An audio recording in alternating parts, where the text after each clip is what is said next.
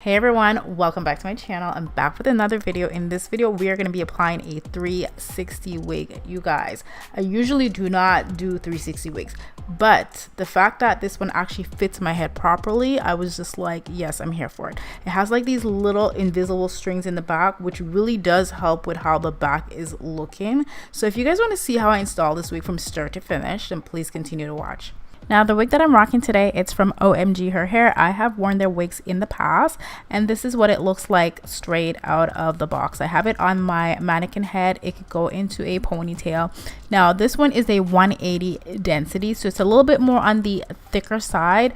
I feel like I should have gotten a 150 density though, just so I can make a more slick high ponytail with it. So this is what the wig looks like. It has lace all the way around, and it has these invisible strings in the back, which absolutely love these because this really helps the wig to be, you're able to wear it in a ponytail without it looking crazy in the back. You guys know what I'm talking about, because listen, I've tried 360 wigs in the past and it was a fail.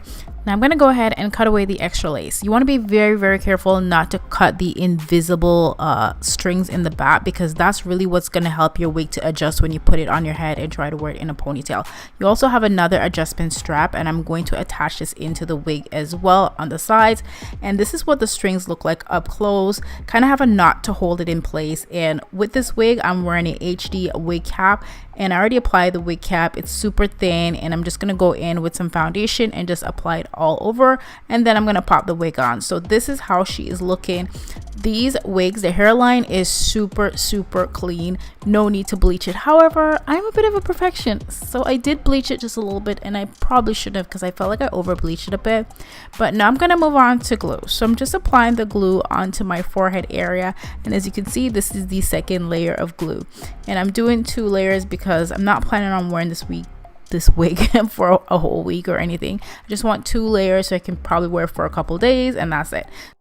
Once the glue becomes clear, I'm just going to go ahead and pull it down. You want to make sure it's clear and it's still not white, because if it is white, you're going to see it on your lace, especially with these HD lace. They are very thin lace. Like, are you seeing that lace? It's super thin.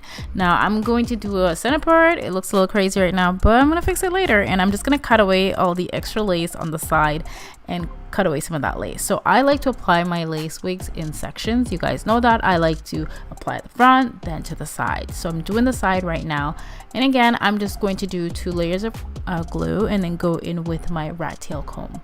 And next I'm going to go in with my blow dryer on the cool setting, just to speed up the process so the glue can dry fast, and then pull that lace down, and voila. I like to use these little tiny scissors.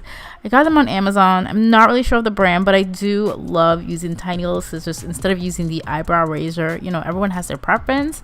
And I'm going to go in with some 𝐻𝐸 free spray just to, you know, melt down the edge of that lace. You can also use a melting spray as well, but I'm using the 𝐻𝐸 today. Now I'm going to go ahead and cut away the lace in the front. I love how the hairline looks in the front as well.